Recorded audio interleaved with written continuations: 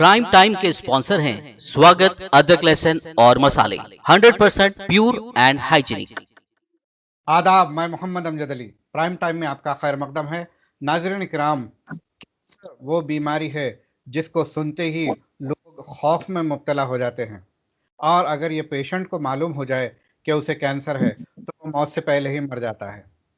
अक्सर ये देखने में आया है कि पहले कैंसर के इंसिडेंसेस उतने नहीं होते थे। मौजूदा दौर में कैंसर का रेट बढ़ रहा है। ये क्यों हो रहा है, इस बारे में हम जानकारी हासिल करने की कोशिश करेंगे। आज वर्ल्ड कैंसर डे मनाया जा रहा है, तो आज की मुनासिबत से ये मौजू का इंतखाब किया गया है। और हैदराबाद के मशहूर और मारूफ cancer specialist doctor Trilok Bhandari से हम गुफ्तगू करेंगे, जो कि अपोलो में कैंसर स्पेशलिस्ट की हैसियत से खिदमत अंजाम दे रहे हैं। डॉक्टर त्रिलोक भंडारी, आपका बीबीएन चैनल पर खैर मकदम है। नमस्कार सर, आपका इनिशियली ब्रीफ इंट्रोडक्शन दीजिए। मैं doctor Trilok Bhandari, senior consultant cancer specialist Apollo cancer hospital, and 20 years का तजुर्बा है मेरा। एंड मेनली मैं सारे कैंसर ट्रीट करता हूं, पर खासकर ब्रेस्ट कैंसर पे मेरी रुचि है और स्पेशलाइजेशन है। जी जी, तो डॉक्टर ये बताइए कि कैंसर की हकीकत क्या है या किस किस्म की बीमारी है? देखिए, कैंसर एक बीमारी है जब हमारे शरीर में ये हर सेल, आपको मालूम है, जैसे चमड़ी है, हड्डी है, लिवर है, कहीं पे भी कोई भी सेल होता है, वो कुछ उसका साइकिल होता है। वो 4 दिन से लेकर 3 महीने तक का साइकिल होता है। तो जब ये सेल की डेथ हो जाती है, वो शरीर में से गिर जाता है, खराब होके साफ हो जाता है। कैंसर ऐसी बीमारी है कि जब कोई सेल में जीन्स में गड़बड़ी होने के कारण सेल्स का जो प्रोलिफरेशन है, रिप्लेसमेंट की जगह उनका प्रोलिफरेशन, मतलब उनका मल्टीप्लाई करना शुरू करते हैं, बहुत तेजी से मल्टीप्लाई करते हैं। और ये जो नए-नए सेल्स बनते हैं, इनमें कोई फंक्शन नहीं होता है। वो खाली बनते जाते हैं विदाउट एनी यूज़फुल फंक्शन, और वो बन के बड़े हो जाते हैं। और शरीर के किसी भाग में, नाजुक भाग में, जैसे पित्त की, जैसे लिवर के पास बाइल डक्ट को ब्लॉक कर देते हैं तो जॉन्डिस हो जाता है। छाती में गड्ढा बन के बड़ा हो जाता है तो ब्रेस्ट का कैंसर हो जाता है। गर्भ संची में, यूट्रस में कैंसर बन सकता है। तो शरीर के किसी भी भाग में, बाल से लेकर नाखून तक, किसी भी भाग में जहाँ पे सेल्स होते हैं, जब उनके जीन्स में गड़बड़ी हो जाए तो वो यूजलेस मल्टीप्लिकेशन स्टार्ट होके वो ट्यूमर बना देते हैं। जी, इसको कैंसर बोलते हैं। जी, बोलने का मतलब यह है कि जो खराब डेड सेल होता है वो जिस्म से बाहर निकलने के बजाय अंदर ही रहता है और मल्टीप्लाई होता है। नहीं, नॉर्मल प्रोसेस में क्या होता है कि डेड सेल खराब होने, डेड सेल जब सेल मर जाता है, डेड हो जाता है, तो वो डिस्कार्ड हो जाता है बॉडी में से, कहीं ठीक है। पे भी हो शरीर में। बट कैंसर में क्या होता है कि कोई भी सेल में अगर जीन्स में गड़बड़ी हो गई तो वो मल्टीप्लिकेशन उसका स्टार्ट हो जाता है, और अनकंट्रोल्ड मल्टीप्लिकेशन होके ये बड़े-बड़े ट्यूमर बना सकता है। डॉक्टर, क्या ये जेनेटिक डिजीज है? मेजॉरिटी केसेस में जेनेटिक्स नहीं है। मेजॉरिटी केसेस में पर जैसे हम आम एग्जांपल लें, जैसे ब्रेस्ट कैंसर का। ब्रेस्ट कैंसर में जीन्स के कारण, एक ब्राका जीन होता है, BRCA1 एंड BRCA2, उसमें जीन्स में गड़बड़ी, जिसको बोलते हैं म्यूटेशन, होने के कारण 10% केसेस में ब्रेस्ट कैंसर होता है। ठीक है। 90% कैंसर, ब्रेस्ट कैंसर इस जीन्स के कारण नहीं है। ठीक है। और अगर दूसरी जगह हम देखें, जो सबसे कॉमन कैंसर है इंडिया में, लंग कैंसर या मुंह का कैंसर, ये हम सबको मालूम है कि सिगरेट स्मोकिंग या तंबाकू खाने से, गुटखा खाने से ये कैंसर होता है। ठीक है। तो कुछ कैंसर के कारण जीन्स के कारण है, और कुछ कैंसर के कारण हमारी आदतों के कारण है। जी, तो एक तो आपने स्मोकिंग की बता दी है और गुटखा खाने की बात बताई है। इसके अलावा और कौन सी खराब आदतें हैं जिसकी वजह से कैंसर होने का चांस है? जी, देखिए, अब ये तो हो गया गुटखा और स्मोकिंग का हो गया, जिससे गुटखा स्मोकिंग से देखिए कैंसर क्या-क्या होते हैं। सबसे कॉमन मुंह का कैंसर, ओरल कैंसर। जी। उसके बाद ये खाने की नली जो होती है जिसको ईसोफेगस बोलते हैं, उसका कैंसर, पेट का कैंसर, स्टमक का कैंसर, और पेशाब की थैली और पीनिस, इन सब चीजों को मुंह से आपने गुटखा खाया, तंबाकू का सेवन किया या सिगरेट पिया, ये पूरे आपका नीचे तक रास्ता साफ खराब कर देता है। अच्छा। एक तो ये, फिर उसके बाद आजकल जैसे काफी प्रचलित है हम लोग की सोसाइटी में, ये फास्ट फूड है, फ्राइड फूड, मीट। तो ये जब क्या होता है कि जब हाई टेम्परेचर पे फूड फ्राई होता है, स्पेशली मीट, हाई टेम्परेचर जैसे कबाब हुआ, और ये सब बहुत हाई टेम्परेचर में बारबेक्यू करते हैं, तो इससे क्या होता है कि कुछ मीट में उसका जब डिस्ट्रक्शन होता है हाई हीट में, स्पेशली ग्रिलिंग जब करते हैं, तो उससे क्या होता है कि कार्सिनोजेंस वो मीट में प्रोड्यूस होते हैं। ठीक है। और उसका रेगुलर सेवन करने से, रेगुलर सेवन का मतलब मैं ये नहीं बोल रहा हूँ कि महीने में एक बार खाए या हफ्ते में एक बार खाए, रेगुलर सेवन मतलब क्वाइट फ्रीक्वेंटली, हफ्ते में 2-3 बार और काफी frequently, high fat and high meat diet, specially grill करके, this can lead to cancer, जो है रेक्टम का कैंसर, कोलन का कैंसर। ये कैंसर की भी हमारे देश में आजकल बढ़ रहे हैं, क्योंकि फास्ट फूड का ज्यादा हो रहा है आजकल।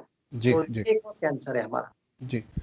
डॉक्टर, फिर लोग बताते हैं कि मैं थोड़ा क्लैरिफिकेशन चाहूँगा यहाँ पर, जो ये जो ग्रिल चिकन होता है उसमें जो ज़्यादा जो हीट होके काला जो हो जाता है उसमें कार्सिनोजन पाया जाता है, क्या ऐसा ही है? बिल्कुल सही बोल रहे हैं आप। जी। तो वो जो मीट का जो ग्रिल हो गया पोर्शन है, जिसको चार बोल के हैं, उसमें वो जो एरोमेटिक साइक्लिक अमीन्स करके एक पदार्थ होता है, उससे वो जो शरीर के अंदर जाता है, स्टमक और इस जगह में, एंड फिर जाके फिर वो कोलन और रेक्टम में डिपॉजिट हो जाता है, वो कन्वर्ट होके that gives rise to carcinogen. जी। तो दैट इज वेरी बैड।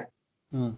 और ये जो अक्सर कमर्शियल आउटलेट्स में जो तलन होता है उसमें बार बार एक ही तेल को हीट किया जाता है, तो रीहीटिंग ऑफ ऑयल में भी कार्सिनोजन पाए जाते हैं?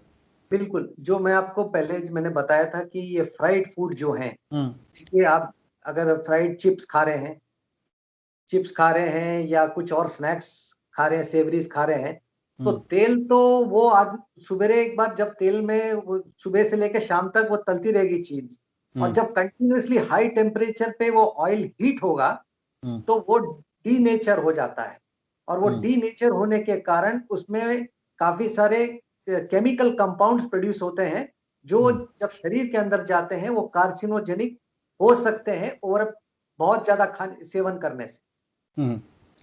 एक दिन में जितना जो है फ्राइंग होती है उसके बाद फिर निकाल के ठंडा कर लेते हैं, स्टोर कर लेते हैं, फिर दूसरे दिन फिर वही तेल कढ़ाई में जाता है। जी, जी। बहुत तो हार्मफुल है। ये बहुत सोसाइटी का बड़ा हिस्सा इसका शिकार है मौजूदा दौर में मेरे ख्याल से। जी ये हर जगह पर समोसे कचौरी और मिर्चियाँ खाने का रिवाज है, तो जी मेरे ख्याल से अपने आप को बहुत एक्सपोज किए हुए हैं लोग कैंसर को। जी।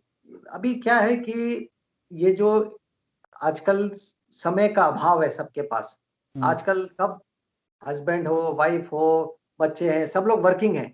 हम्म। तब उसके कारण क्या है कि जब वापस आते हैं घर से, तो बाहर से कुछ मंगा लिया जाता है, खाना तो बनता है और साथ में बाहर से मंगा लिया जाता है। हम्म। इसका काफी आजकल ईटिंग आउट इंडियंस का बहुत ज्यादा हो गया है कंपेयर पहले से। तो हम्म। इसके कारण भी एक ये रीजन है कि काफी सारे cancers due to lifestyle changes बढ़ गए। हम्म। ओके। तो eating out is life one of that. जब आपने लाइफस्टाइल की बात की है तो मुझे ख्याल आया कि क्यों ना माइक्रोवेव ओवन की भी बात की जाए। ये जी भी सुनने में आया है माइक्रोवेव किए जाने वाले फूड में भी कार्सिनोजन मौजूद हो सकते हैं।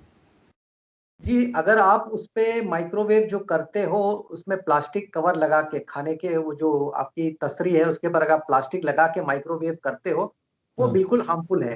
अच्छा। और अगर रूटीन आप चावल, दूध, राइस ये हीट कर रहे हैं, तो उसमें इतना प्रॉब्लम नहीं है। हम्म। बट ये कोल्ड स्टोरेज से मीट निकाल के, फ्रिज से निकाल के उसको हीट करना, वो हार्मफुल है। अच्छा डॉक्टर, जो ये जो प्लास्टिक यूटेंसिल मैन्युफैक्चरर्स होते हैं वो अपने यूटेंसिल पे माइक्रोवेव सेफ बोलकर लिखते हैं, तो क्या ये गलत है?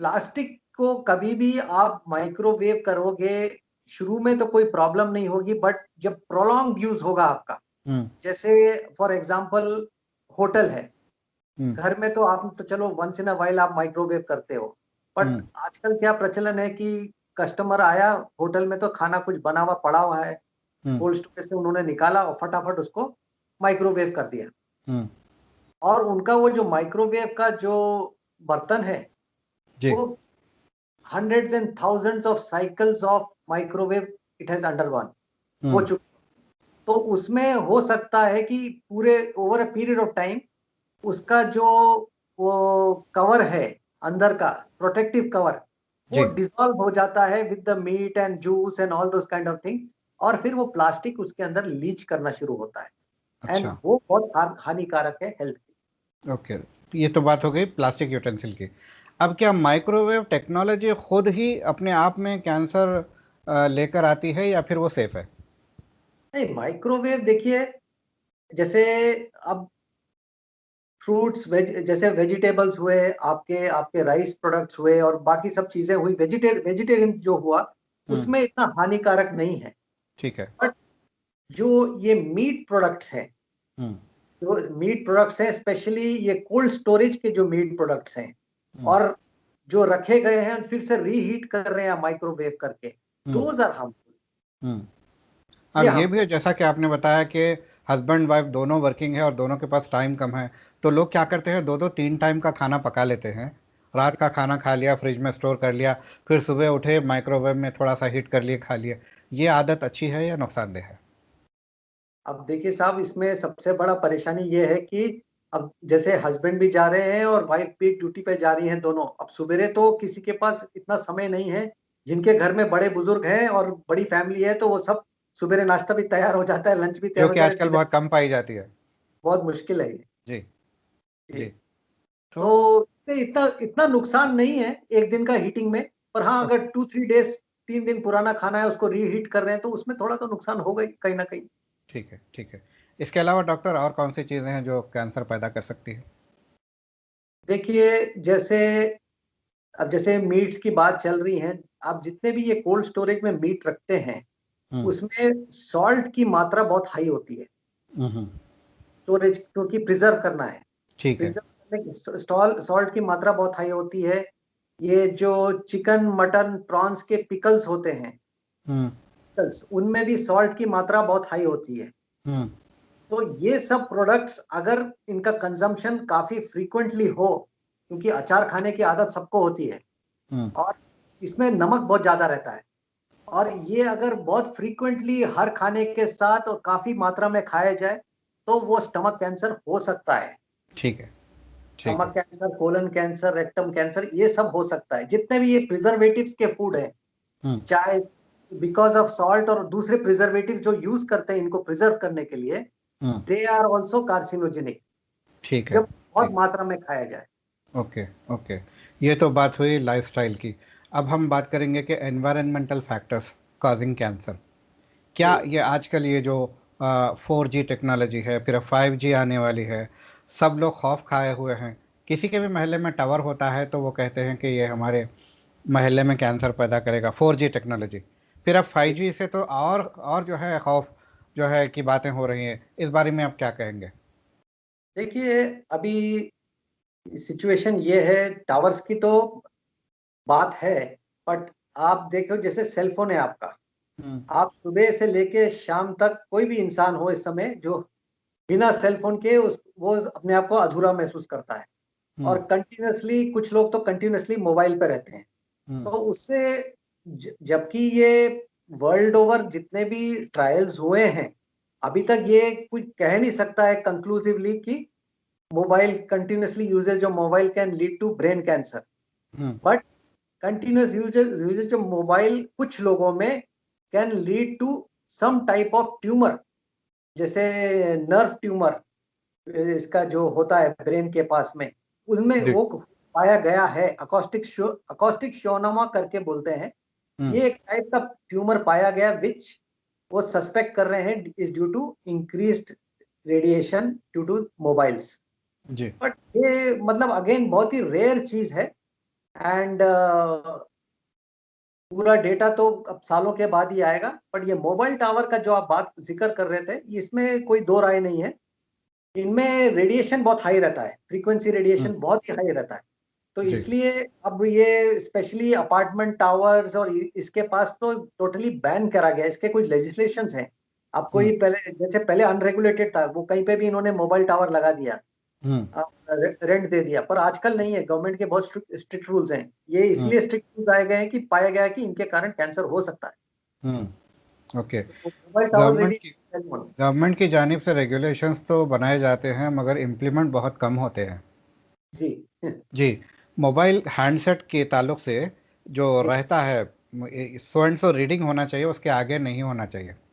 जी। मगर कुछ लोग बताते हैं थोड़े मोबाइल मैन्युफैक्चरर्स वो नॉर्म्स को वायलेट कर रहे हैं। जी। तो अब जो आवाम में आ जाएगा तो वो तो नुकसान पहुंचाएगा। ठीक उसी तरह टावर्स के ताल्लुक से भी रिसर्च कंक्लूसिव अभी नहीं हुई है। जी। तो मेरे ख्याल से 4G पे ही रिसर्च नहीं हुई है, 5G आने वाला है। जी। तो आवाम क्या करे ऐसे में?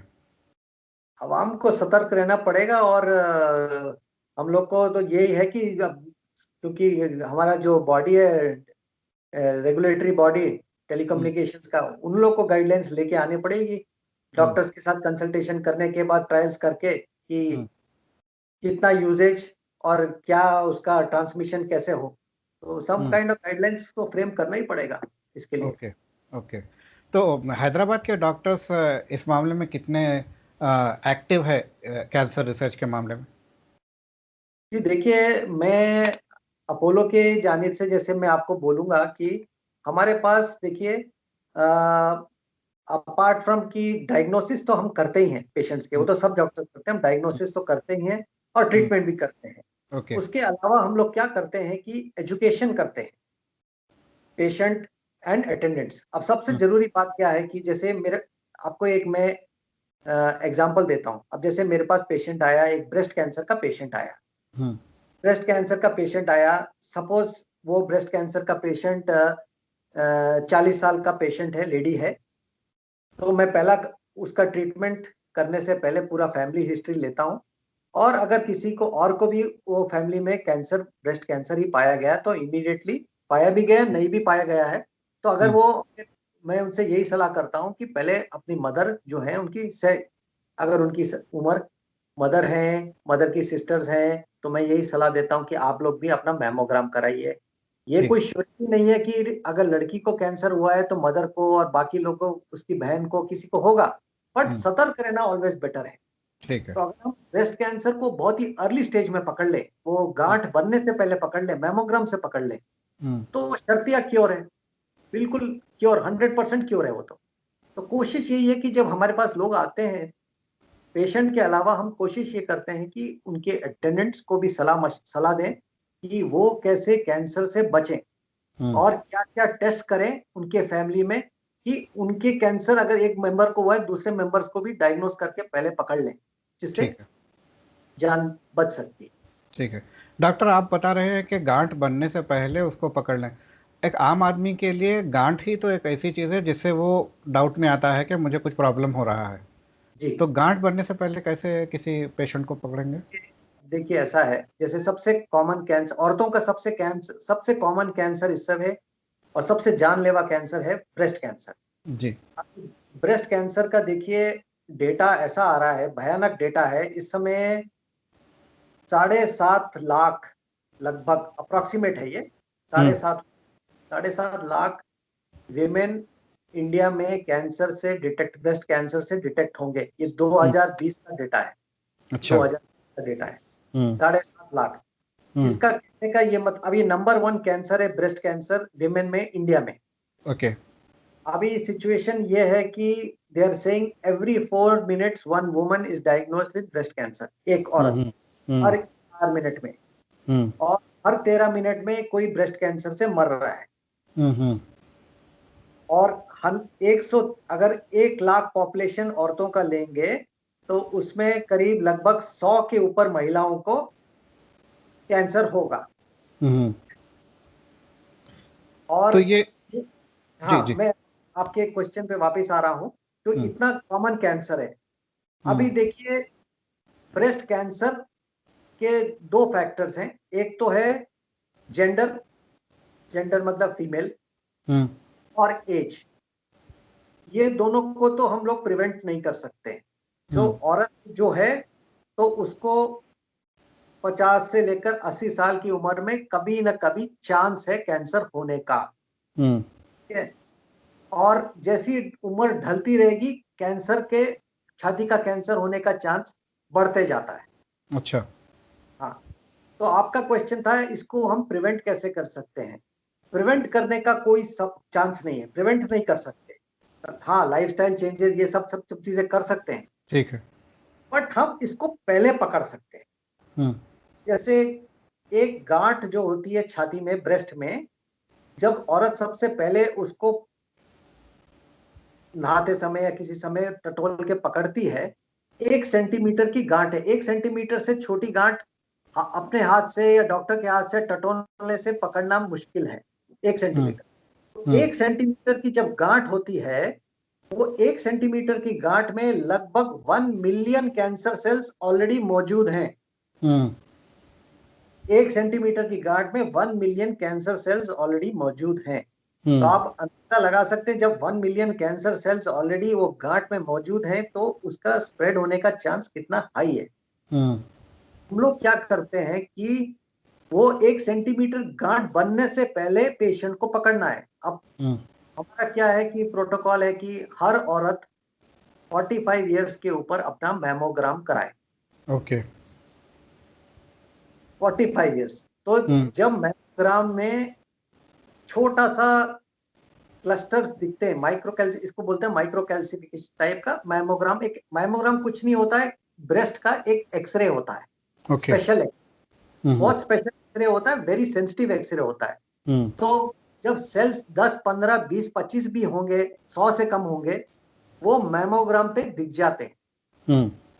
और उस स्टेज में अगर डायरेक्टली वो स्टेज पे पकड़ा गया, वो मैमोग्राम के स्टेज पे इतने छोटे छोटे क्लस्टर्स में, तो उसका ट्रीटमेंट अगर उस समय किया जाए तो शर्तिया उसका क्योर होने का चांस पूरा है।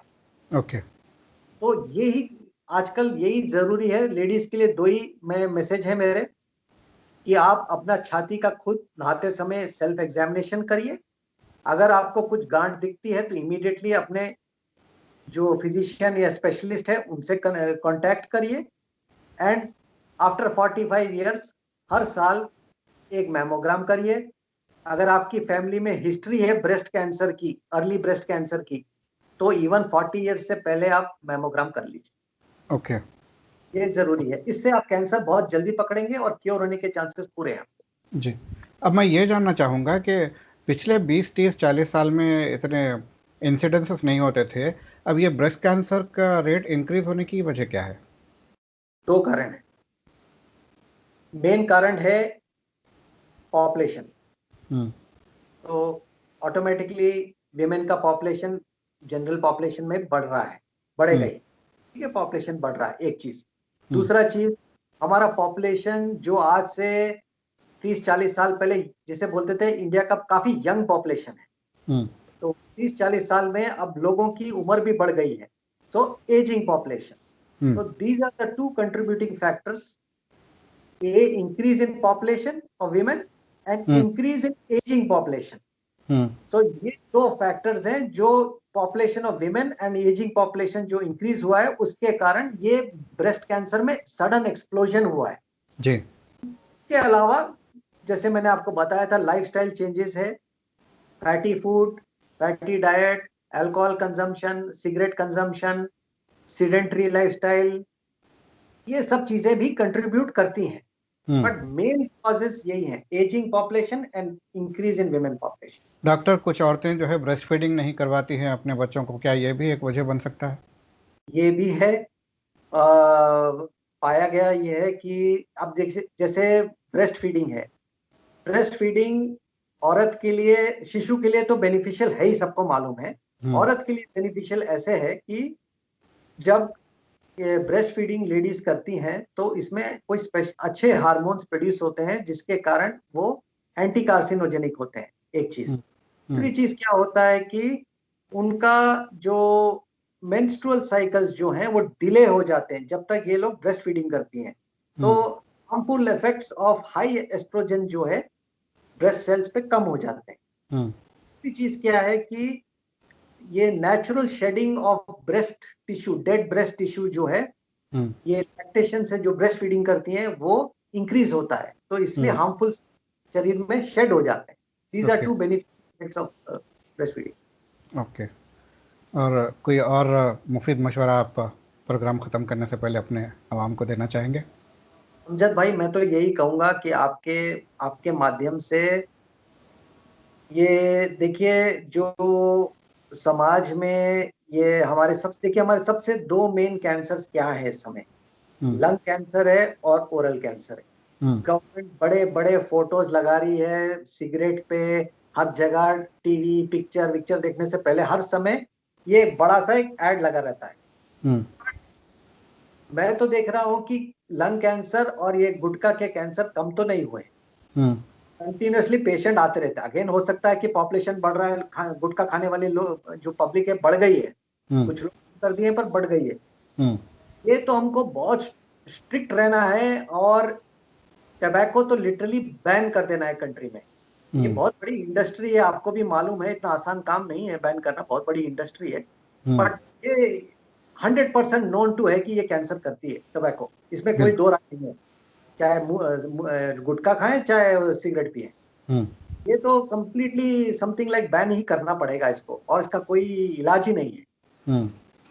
तो एक चीज तो ये है कि लेजिस्लेशन करना है, एजुकेशन करना है, एजुकेशन तो हो रहा है, हर जगह होता है, पर legislation, strong legislation is required to totally ban tobacco. Livelihood पे लोगों के असर है, हमको सबको मालूम है कि इसमें हजारों करोड़ों लोग इन्वॉल्व हैं इसमें, इसके लाइवलीहुड में, टबैको में, और उनको कुछ और अल्टरनेट रोजगार देना पड़ेगा, होना चाहिए। बहुत बहुत नुकसानदायक है ये। और मेडिकल सेटअप जो है, हेल्थ सेक्टर जो है, आधे से ज्यादा लोग तो वही ट्रीटमेंट करने में लगे हैं।